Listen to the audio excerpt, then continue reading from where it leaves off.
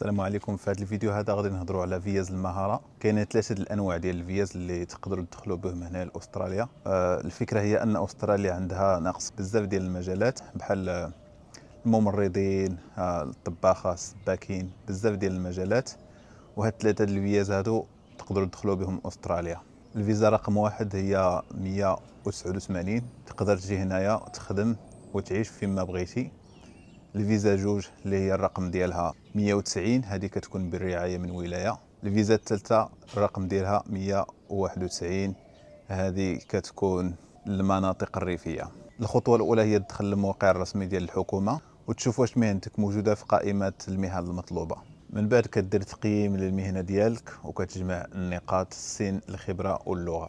الا جمعتي النقاط الكافيه تقدر تجي هنا لاستراليا وتعيش وتخدم وتحصل على الإقامة الدائمة، وبالتوفيق للجميع.